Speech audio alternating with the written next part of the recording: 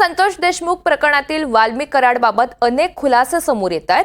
कराड आणि त्याच्या पत्नीच्या नावे, ड्रायव्हरच्या नावे अनेक ठिकाणी संपत्ती असल्याचा आरोप करण्यात आलेला होता आणि यानंतर आता पिंपरी चिंचवडमधील अतिशय उच्चभ्रू सोसायटीमध्ये वाल्मिक कराडचा फ्लॅट असल्याची माहिती समोर आली आहे। पिंपरी चिंचवडच्या पार्क स्ट्रीट सोसायटीमध्ये एक फ्लॅट खरेदी केल्याची माहिती उघड झाली आहे। पार्क स्ट्रीट सोसायटीमध्ये 601 नंबरचा फ्लॅट वाल्मिक कराडचा असल्याची माहिती मिळतेय। या फ्लॅटच्या दारावरती पिंपरी चिंचवड महानगरपालिकेनं कारवाई करत कर थकल्याची नोटीस सुद्धा लावलेली आहे। पुण्यातील फर्ग्युसन महाविद्यालयाच्या समोर असलेल्या इमारतीमध्ये वाल्मिक कराड आणि टोळीनं 25 कोटी रुपये खर्चून 6 ऑफिसेस विकत घेतल्याचा दावा सुद्धा करण्यात येतोय। या सगळ्या संदर्भातला आढावा घेतलेला आहे आमचे प्रतिनिधी सूरज कसबे यांनी। आपण पाहूयात। पश्चाजोगचे सरपंच संतोष देशमुख यांच्या हत्येप्रकरणी अटकेत असलेल्या आरोपी वाल्मिक कराडचे नावे पुणे जिल्ह्यातील वेगवेगळ्या भागांमध्ये कोट्यवधी रुपयांच्या मालमत्ता असल्याचं उघडकीस येते।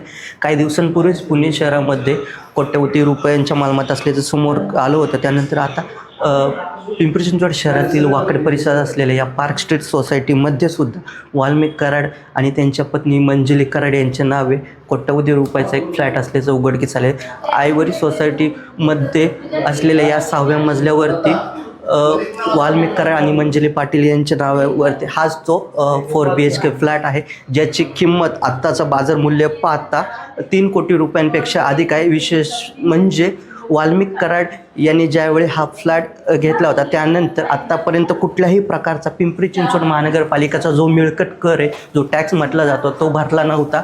त्यामुळे पिंपरी चिंचवड महानगरपालिकेच्या कर संकलन विभागाने वाल्मिक कराडच्या या फ्लॅटवरती अशा प्रकारे ही जप्तीची नोटीससुद्धा लावलेली आपण पाहू शकतो की कोट्यवधी रुपयांच्या या जो फ्लॅट आहे वाल्मिक कराडचा, त्याचा लाखो रुपयाचा टॅक्स जो की पिंपरी चिंचवड महानगरपालिकेला वाल्मिक कराड यांनी देणे अपेक्षित होतं, तो आत्तापर्यंत भरला नाही। त्यामुळे अशा प्रकारे वाल्मिक कराडच्या या फ्लॅटवरती पिंपरी चिंचवड महानगरपालिकेच्या कर संकलन विभागाने जप्तीची नोटीस लावलेली आहे। त्यामुळे आता एकूणच हे बीडचं संपूर्ण प्रकरण पाहता वाल्मिक कराड याच्या कोट्यवधी रुपयांची जी संपत्ती आहे त्या संपूर्ण संपत्तीची चौकशी ईडी मार्फत केली जाणार का, हे पाहणं देखील आता महत्त्वाचं असणार आहे। सूरज कसबे, NDTV मराठी, पिंपरी चिंचवड।